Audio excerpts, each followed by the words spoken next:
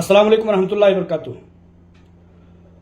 जैसा कि आप लोगों ने सब्जेक्ट देख लिया होगा कि कुछ हीरा ग्रुप ऑफ कंपनीज के दुश्मन अनासिर बिचौलिए डिपार्टमेंट के 150 रुपये पर खर्चा चलाने वाले लोग और मासूम सरमायाकारों से 200-300 रुपये चंदा इकट्ठा करके अपनी रोजी रोटी का बंदोबस्त करने वाले कहते हैं कि चाय से ज़्यादा केतली गरम जैसे लोग हमें इस बात का धमकी दे रहे हैं कि तुम्हें गिरफ्तार कराया जाएगा और तुम्हें अरेस्ट करा दिया जाएगा, तुम्हें जो है तुम्हारी जुबान को बंद कर दिया जाएगा।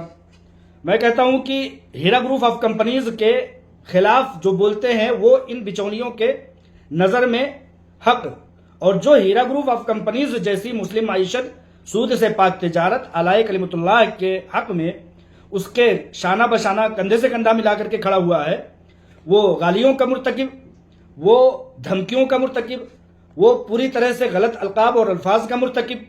ये तो दोहरा मेयार और दोहरी पॉलिसी और दोहरा कैरेक्टर है। बिचौलियों को मैं बता देना चाहता हूं, ये नए नए बिचौलियों का यही जो है मजबूरी होती है कि ये नए नए बिचौलिए आते हैं और उन पुरानी चीज़ों को ये जानते नहीं, हमारी पुरानी इतिहास को नहीं जानते, हमारे पुराने काम काज और मामलात को नहीं जानते और वही बातें फिर से दोबारा दोहराते हैं। मैं नाम लेना नहीं चाहता हूं, लेकिन कहता हूं कि असदुद्दीन ओवैसी साहब ने FIR करवाया, उस पर जो है पुलिस की टीमें भेजी हमको गिरफ्तार करने के लिए, लेकिन अल्लाह तबारक व तआला ने मुझे महफूज रखा। एक बाल बराबर वो हमें टच नहीं कर सके। कैसे टच करेंगे? उनको जो उनकी भी जवाबदारी है, इन्फ्लुएंस में कब तक काम करेंगे वो लोग। फिर उसके बाद उनकी औलाद शहबाज अहमद खान जैसा रेपिस्ट शख्स जो है वो 3-4 FIR करता है और मुझे गिरफ्तार कराने की धमकियां देता है। ये इतिहास बताना चाहता हूं, ये उन बिचौलियों और यूट्यूबरों, छोटे छोटे नन्हे मासूम जो एक कहते हैं कि परिंदे मासूम जो है वो जानकारी नहीं रखते, उनको बताना चाहता हूं। फिर उसके बाद कुछ और बिचौलिए जो है वो भी आते हैं, वो ये कहते हैं कि इसको चलो 10 लोग मार के आते हैं, 15 लोग मार के आते हैं, उनकी भी गलतफहमी दूर हो जाती है। फिर उसके बाद शिमोगा के याजूज माजूज आकिल राशिद, मुनीब और अब्दुल्ला राशिद, इन लोगों ने भी FIR किया और तरह तरह के इल्जामात लगाए। पुलिस वालों ने कहा कि ठीक है, तुम लोगों का अपना इन्फ्लुएंस अपनी जगह पर, लेकिन तुम लोग ये सबूत तो दिखाओ कि मुतीर रहमान नामी शख्स जो तुम लोगों को जान से मारने की धमकी देता है तुम लोगों के कौल के मुताबिक, उसका एक जर्रा बराबर प्रूफ तो लेकर के आओ। वो भी टाटा फिस हो जाते हैं अपनी जगह पर।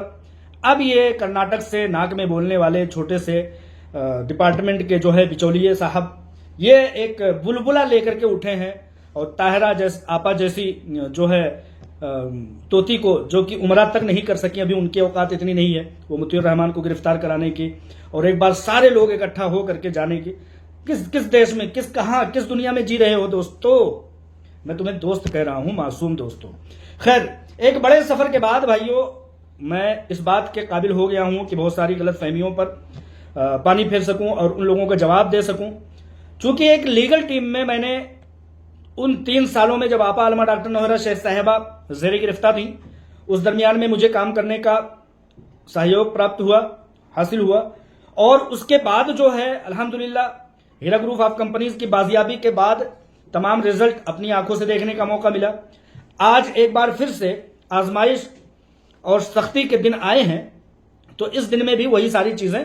आज मैं लीगल का हिस्सा नहीं हूं, लेकिन कम से कम अल्हम्दुलिल्लाह सपोर्टरों का हिस्सा हूं, सपोर्टरों को शहसवारों के दरमियान का एक शहसवार हूं और बिला रुके और झिझके तमाम चीजें जो है, जो अवाम और पब्लिक चाहे वो 10 की तादाद में ही क्यों ना बची हों, मैं उन लोगों की राहत के लिए खबरें लेकर के आऊंगा। सूद से पाक तिजारत में अगर किसी ने मुकम्मल तरीके से आलमा सबसे पहले अपने उन तहज्जुद गुजारों पर और उन नेक लोगों पर जिन्होंने बहुत ज्यादा दुआ के बाद इन्वेस्टमेंट किया था और यही कहा है कि सूद से पाक तिजारत में अगर नफा हुआ तो नफा, नुकसान हुआ तो नुकसान, उन लोगों के लिए मैं एक लंबे सफर के बाद जो मेरे दरमियान मुझे कलेक्शन हो पाया है, जो जानकारियां मिल पाई हैं, उन लोगों को आपके सामने रखने की कोशिश कर रहा हूं। इस दरमियान में एक शख्स सलीम नाम का जो आता है और ये कहता है, जो कि कर्नाटका का है और वो कहता है कि लीगल टीम सही से काम नहीं कर रही है। इन तमाम बातों की अफवाह की तरफ किसी को भी, बहुत सारे लोगों ने मैसेज करके पूछा, इन तमाम बातों की अफवाह की तरफ कोई भी भटकने की कोशिश ना करे। अगर आपा आलमा डॉक्टर नौहरा शेख साहिबा को इस लीगल टीम और इस जैसी लीगल टीम पर भरोसा है और वो अपना दस्तखत यानी कि वकालतनामा वो फराहम करती हैं और वो कहती हैं कि इस लीगल टीम पर मुझे मुकम्मल भरोसा है, तो हम लोगों को भी इस पर भरोसा है। अगर जर्रा बराबर भी आलमा डॉक्टर नौहरा शेख साहिबा को उस पर शक होगा या किसी तरह से उनको उतार चढ़ाव देखा जाएगा, तो आलमा डॉक्टर नौहरा शेख साहिबा इस कैपेबल हैं, इस लायक हैं कि वो फौरन के फौरन अपनी दस्तखत और वकालतनामे के जरिए से उनको चेंज कर सकते हैं। आलमा डॉक्टर नौहरा शेख साहिबा ने कहा था कि मेरे पास लीगल टीम की कमी नहीं है, सैकड़ों की तादाद में मेरे पास मौजूद है, लिहाजा लीगल टीम के बारे में जो सवाल उठा है वो उस पर किसी भी तरह से कान धरने की जरूरत नहीं है। आलमा डॉक्टर नौहरा शेख साहिबा का कहना यह है कि लोग मुखलिस हैं और उनके जरिए से मैं काम को आगे बढ़ा रही हूं। लिहाजा मैं जानता हूं लीगल टीम में रहने का और लीगल टीम के साथ काम करने का कितना बड़ा चैलेंज होता है। जैसे कि अभी वही कर्नाटका के सलीम जो हैं, उन्होंने आकर के ये कहा कि मैं ऐसा करना चाहता हूं, वैसा करना चाहता हूं, मैं सब कुछ क्लियर कर देना चाहता हूं। दोस्तों, लीगल टीम में रहने का तजुर्बा ये हुआ है कि हर सुबह को एक शख्स का फोन आता है और कहता है कि इस मसले का हल मेरे पास ही है, मैं ही इस मसले को हल करना चाहता हूं और मेरे पास ही उस जो है मामले की चाबी मेरे पास ही है। हर सुबह को मेरे पास फोन आता है। तो मैं समझता हूं कि लीगल टीम के पास या आलमा डॉक्टर नौहरा शेख साहिबा के पास कितने लोग टच में आते होंगे, या हो सकता है कि वो लोग राब्ते में ना आते हों क्योंकि उन लोगों की पहुंच उतनी नहीं होती है। ये सलीम साहब जो भी हैं, अगर इनकी इतनी बिसात है, इतनी जुर्रत है, इतना ये कैपेबल है और इतना लायक हैं, तो ये आपा आलमा डॉक्टर नौहरा शेख साहिबा से भी मिलने की हैसियत नहीं रखते। तो आप इस बात से अंदाजा लगा सकते हैं कि हर दूसरे दिन एक शख्स उठ के आता है और वो एडवांस के तौर पर कहता है कि मुझे इतने रुपए दे दिए जाए, मैं 2 दिन के अंदर अंदर मसला हल कर दूंगा। भाई, कानून और कचहरी के मामलात हैं, जब अगले 2 दिन में सैटरडे संडे है, कोर्ट लगने ही नहीं है, त्यौहार हैं, छुट्टियों का दिन है, तो उन 2 दिनों में तो तुम क्या उड़ा करके लेकर के जाओगे जेलों से और तमाम तरह से मामलात को खत्म करवा दोगे, जब दफातर सरकारी दफातर बंद है, तारीख है नहीं कोई। तो इन तमाम चीजों की दावेदारी के लिए आप लोग कशमकश में हो जाते होंगे। क्योंकि मेरा एक बड़ा तजर्बा है, मैं एक लंबे अरसे तक हीरा ग्रुप ऑफ कंपनीज की लीगल टीम के साथ मरहूम सलीम साहब के साथ, जो कि सलीम दुबई के नाम से जाने जाते थे, उनके साथ में अल्हम्दुलिल्लाह 2.5-3 साल तक लीगल टीम के साथ रहने के बाद बहुत बड़ा तजर्बा हुआ। इस मामले में सबसे बड़ी सदाकत और सबसे बड़ी सच्चाई और सबसे बड़ी साबित कदमी की सबूत यह होता है कि दुनिया कुछ भी कहे, आपके लीगल में ये नहीं है। ऐसे लोग जब आते हैं ना, तो वो डराते बहुत जबरदस्त हैं, डराते हैं और कहते हैं कि बस चंद एक दिनों की बात है, उसके बाद तुम्हारा मामला खलास और खत्म हो जाएगा। इस चीज को सबसे ज्यादा फिक्र लीगल टीम को होनी चाहिए। इस बात की सबसे ज्यादा खबर आलमा डॉक्टर नौहरा शेख साहिबा को होनी चाहिए। वो बड़ी मुस्तैदी से बाहिम्मत अंदाज में केसेस की तारीख का इंतजार करती हैं, और एक बिचौलिया आता है और एक दरमियानी शख्स आता है और एक इन्फ्लुएंसर आता है और कहता है कि मैं 1 दिन के अंदर अंदर आपके मसले को हल कर दूंगा। ये जैसे कहते हैं ना कि दुकानों पर लिखा होता है कि उधार एक जादू है, मैंने दिया और आप गायब। तो इन लोगों का मामला ये होता है, कहते हैं कि इतने रुपए आज दे दीजिए, वो पैसे मिलने हैं कि वो उसके बाद उसका नंबर तब्दील। तो इस तरह के बहुत सारे मामलात आते रहे हैं। इन तमाम बातों पर चाहे वो कोई मीडिया में आकर के बोले, चाहे वो वीडियो बना करके बोले, आप हो सकता है भ्रमित हो जाए, लेकिन ये चीज समझ लीजिए कि हर अगले दिन अगर सीईओ या जो भी शख्स है अगर अपना दस्तखत और अपना वकालतनामा तब्दील करता है, तो उसके केसेस की मियाद और उसके समझिए कि तमाम चीजों की एक वकार क्या होगा। तो इसलिए लीगल टीम पर भरोसा करते हुए चलना पड़ता है।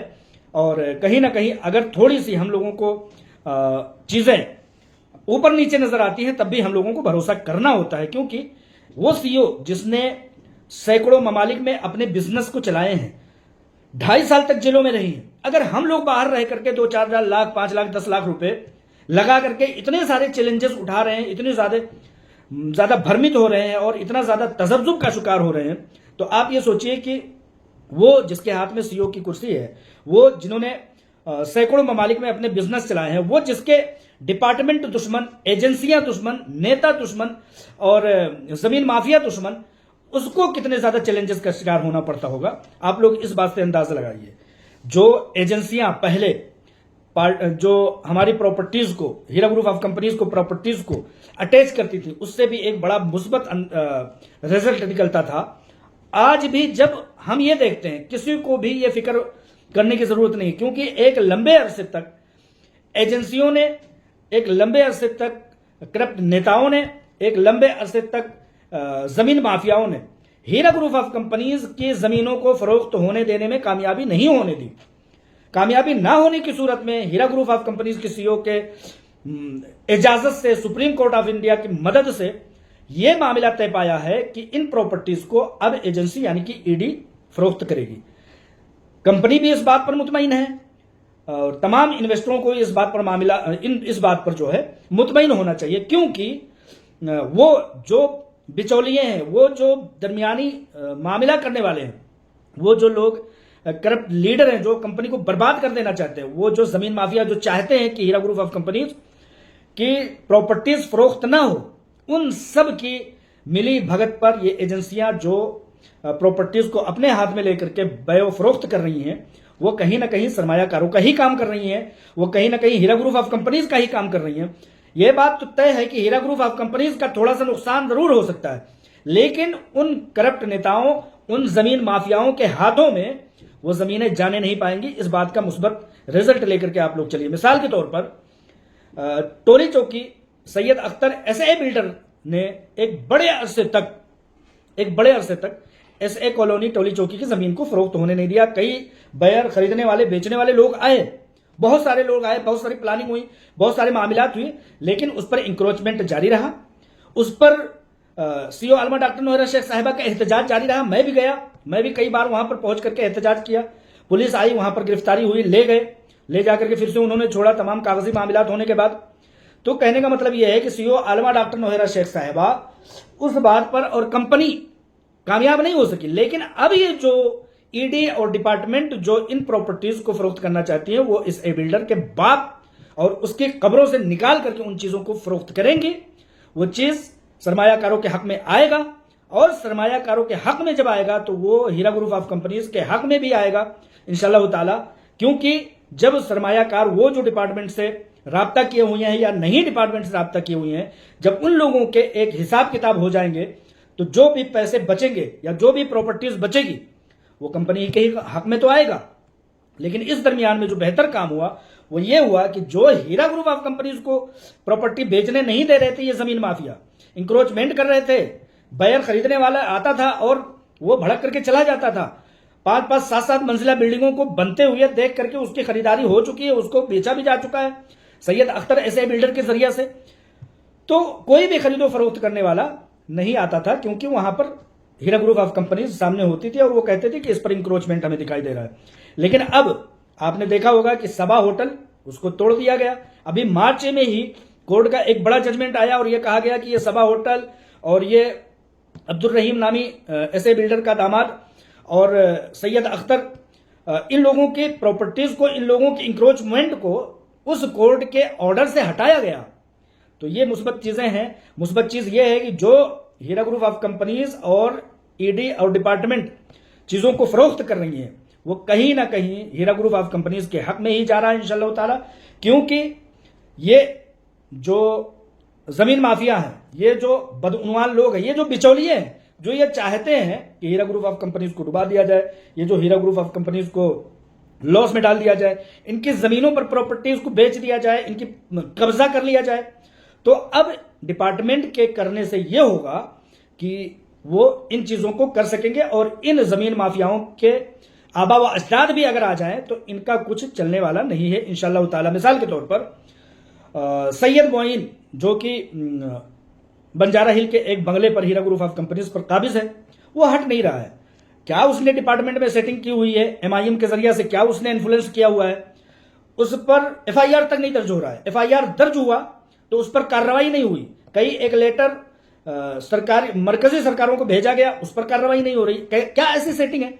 लेकिन अब जब डिपार्टमेंट उन प्रॉपर्टीज को जाकर के, एक तरफ तो यह है कि पूरी तरह से मुकम्मल 25-50 करोड़ या 100 करोड़ रुपए का बंगला है, वो मुकम्मल तरीके से एक जो है जमीन माफिया, एक करप्ट इंसान वो लूट लेना चाह रहा था। लेकिन अब जब डिपार्टमेंट का डंडा चलेगा तो वो उसको निगल नहीं सकेगा। हम तो उसको नहीं हटा पा रहे थे, लेकिन किसी के अंदर दम है कि वो डिपार्टमेंट कहे और ये कहे कि ये हीरा ग्रुप ऑफ कंपनीज की प्रॉपर्टी है, तुम अपने तमाम तरह के ऑर्डर्स और तमाम तरह के कागजात जाली जो है वो लेकर के भागो। तो किसी के अंदर इतना दम है कि वो रुकेगा? लिहाजा इस सफर से मेरे जो भी चीजें मुझे क्लियर करके बताई गई हैं वो तमाम हालतों में हीरा ग्रुप ऑफ कंपनीज के ही हक में जाती हैं, हीरा ग्रुप ऑफ कंपनीज के सरमायाकारों के हक में जाता है। और एक दिन ऐसा आएगा कि जो भी सरमायाकार हैं, चाहे वो क्लेमेंट हो, एफआईआर करने वाले हो, बगैर एफआईआर करने वाले हो, सबके मामलात इन्हीं प्रॉपर्टीज से और इन्हीं तमाम वसाइल से हल हो जाएंगे। जो लोग हीरा ग्रुप ऑफ कंपनीज पर भरोसा करते हैं वो भी इंसाफ इस बात का देख लेंगे कि आलमा डॉक्टर नौहरा शेख साहिबा ने उनके साथ किस तरह से रवादारी का काम किया है। इस दरमियान में एक चीजें मेरी रह जा रही हैं, जैसे कि मैंने बताया सैयद अख्तर के बारे में पहले बताया, उसके बाद सैयद मोइनुद्दीन के बारे में बताया जो कि पुलिस कमिश्नर हुआ करता था, बाद में वक्फ प्रॉपर्टीज का ओहदेदार था। एक इसी तरह से बडला गणेश नाम का एक शख्स है जिसने 2 करोड़ रुपए सिक्योरिटी पर और हीरा ग्रुप ऑफ कंपनीज के प्रॉपर्टी पर किराएदारी अख्तियार की थी। बाद में उसने देखा कि उसकी नीयत खराब हो गई, उसने देखा कि हीरा ग्रुप ऑफ कंपनीज मामलात में उलझी हुई है, इस पर कब्जा जमा लो। लेकिन अब जब डिपार्टमेंट का हथौड़ा चला है, डिपार्टमेंट का जब तमाम तरह से कार्रवाई हुई है, तो उस प्रॉपर्टी को जो कि अभी एक आने की हीरा ग्रुप ऑफ कंपनीज के लिए फायदे बख्श नहीं थी, एक पैसे के लिए फायदे बख्श नहीं थी, 10, 20, 25, 50 करोड़ रुपए तो आए होंगे, वो किसके हैं? कंपनी के हैं या सरमायाकारों के हैं? तो इन तमाम चीजों से, गिरफ्तारियों से, अरेस्टमेंट से या हरासमेंट से और पीसीजीसी से आम आदमी परेशान हो सकता है, लेकिन खास आदमी इन चीजों से बहुत ज्यादा मरगूब नहीं हुआ करता। ये प्रोसेस का एक हिस्सा है अल्हम्दुलिल्लाह। तो जैसा कि मैंने बता दिया कि 8-8, 10-10 मंजिला सैयद अख्तर की बनाई गई प्रॉपर्टीज पर भी ये डिपार्टमेंट जो नाजायज तरीके से लोगों ने, जमीन माफियाओं ने बना लिया था, फुटबॉल ग्राउंड बना लिया था, डिपार्टमेंट बड़े अच्छे अंदाज से निपट लेगी। सरमायाकारों का ही काम होगा, हीरा ग्रुप ऑफ कंपनीज का ही काम होगा। हाँ, यह है कि एक ख्वाहिश थी हीरा ग्रुप ऑफ कंपनीज की जो नहीं होने दी गई, बिचौलियों के जरिए से बदनामी करा दी गई, या जो बयर फरोख्त करने वाले, खरीदने बेचने वाले आए थे उनको भड़का दिया गया। लेकिन अब डिपार्टमेंट के जरिए से उन चीजों को भड़काया और बहकाया नहीं जा सकता। लिहाजा इन तमाम चीजों की बदौलत आप ये समझ लें कि सारी चीजें मुस्बत हैं। इंशाअल्लाह ताला जब ये लोअर कोर्ट के बेल रिजेक्शन का या छोटी अदालतों के जमानत के रद्द होने का कोई बहुत ज्यादा टेंशन नहीं है, क्योंकि जैसा कि MIM के शहबाज अहमद खान ने कहा था कि एक जगह से गिरफ्तारी होगी, दूसरी जगह उठा लिया जाएगा, दूसरी जगह से गिरफ्तारी होगी, तीसरी जगह उठा लिया जाएगा। तो अगर बाई चांस इन छोटे छोटे मामलात में बेल नहीं होती है तो कहीं ना कहीं ये भी मुस्बत बात है। कल को जब 7 जुलाई को हीरा ग्रुप ऑफ कंपनीज 25 करोड़ रुपए आप लोगों की ताउन की बदौलत, आप लोगों के कर्ज हसना की बदौलत जब जमा करने में कामयाबी हासिल कर लेगी, तो इंशाअल्लाह ताला सुप्रीम कोर्ट ऑफ इंडिया के जरिए से जो जमानत मिलेगी वो पायदार होगी, वो कायम रहने वाली होगी। इन छोटी छोटी अदालतों से, इन छोटी छोटी अदालतों की पीसीजीसी से कुछ फर्क ना पड़ने वाला है और ना ही बहुत ज्यादा दिक्कत होने वाली है। बाज दफा आपकी जानो माल के तहफ़्फ़ुज़ अटैचमेंट में होते हैं, चाहे वो किसी भी डिपार्टमेंट के जरिए से हो, चाहे वो ईडी के जरिए से अटैचमेंट हो, आपके मालो मता की तहफ़्फ़ुज़ भी इन तमाम चीजों से होता है। जैसा कि आज एक रिकॉर्ड बनकर के आया है कि पिछले दिनों सैयद अख्तर के जरिए से बनाए गए 7 मंजिला इमारत पर ईडी के देखरेख के बावजूद भी हुआ था। तो वो तो रिकॉर्ड है ना, वो जिस दिन वो रिकॉर्ड खुल करके सामने आएगा वो ये इस बात का बहुत बड़ा एक सबूत होगा कि यहां पर गलत हुआ है। जैसे कि अभी मार्च में एक ऑर्डर आया कि सन 1980 का एक जमीन होल्डर या मालिक जमीन का वो आकर के दावेदारी करता है, लेकिन बाद में उसको रिजेक्ट कर दिया गया। हीरा ग्रुप ऑफ कंपनीज की जमीन हीरा ग्रुप ऑफ कंपनीज की ही रही। लिहाजा इन तमाम चीजों में मुस्बत पहलू तलाश कीजिए और दुआ कीजिए कि अल्लाह तबारक व तआला हमेशा की तरह हीरा ग्रुप ऑफ कंपनीज सूद से पाक तिजारत, मुस्लिम माइशत का तहफ़्फ़ुज़ करे और सीओ आलमा डॉक्टर नौहरा शेख साहिबा बाजियाबी पा करके सुरखरुई के साथ बाहर आए और तमाम उन सरमायाकारों को जो जिनका हक है डिपार्टमेंट में जाने का, उनको भी उनकी अमानतें मिले और उन लोगों का भी उन लोगों की भी तिजारत शुरू हो जो कंपनी में रहना चाहते हैं, जिनकी भी बड़ी तादाद है, और उन लोगों की अमानतें भी मिले जो लोग हीरा ग्रुप ऑफ कंपनी से अपनी अमानतें चाहते हैं। सुप्रीम कोर्ट पे पूरी तवज्जो लीगल टीम की फोकस है। सुप्रीम कोर्ट के टारगेट पर फोकस है। इंशाअल्लाह ताला उसको लीगल टीम के जरिए से, लीगल टीम अपने वकीलों के जरिए से, अपनी टीम के जरिए से मुकम्मल करके उस पर सुरखरुई हासिल करेगी। इस दरमियान जब तक सुप्रीम कोर्ट ऑफ इंडिया का जजमेंट और उसकी तारीख नहीं आती है, हम लोग इंतजार करेंगे। हम लोग इंतजार करते हुए इंशाअल्लाह ताला दुआ करेंगे। और ये छोटे छोटे जो बरसाती मेढक हैं, एक दिन जब उनका 300 रुपये चंदे का खत्म हो जाएगा तो ये गायब हो जाएंगे और डरने, घबराने, जेल कराने की धमकियों से करोड़ों मामलात जो है इल्तवा, ज़ेर इल्तवा हैं, जो हकीकी हैं। किसी ने कत्ल कर दिया है, किसी ने जो है किसी की ज़मीन गसब कर ली है, किसी ने किसी की जो है हुकूक मार रखे हैं। करोड़ों मामलात ज़ेर इल्तवा हैं। किसी डिपार्टमेंट में, किसी भी पुलिस स्टेशन में इतनी जगह है ही नहीं कि मुतीउर रहमान जैसे आवाज उठाने वाले शख्स या हीरा ग्रुप ऑफ कंपनीज के हक में दुआ करने वाले लोगों के ताल्लुक से एक FIR का कागज और भी उसमें जमा करके रखें। ऐसी जगह ही नहीं है, ऐसा कोई कानून ही नहीं है कि आपकी आवाज उठाने पर आपको गिरफ्तार कर लिया जाए। और अगर है, इतना इन्फ्लुएंस है, इतनी ताकत है इन बिचौलियों में, तो मैंने हमेशा कहा है, MIM के सदर से भी कहा था और इसी तरह से इम्तियाज जलील से भी कहा था, इसी तरह से शहबाज अहमद खान रेपिस्ट से, कातिल से भी कहा था, और तमाम लोगों से कह करके इन छोटे छोटे बिचौलियों से भी कहता हूं कि जो बन पड़े बना लो, जो बन पड़े ठीक है। आप समझ गए मैं क्या कहना चाहता हूं। अस्सलाम वालेकुम वरहमतुल्लाहि वबरकातुहू।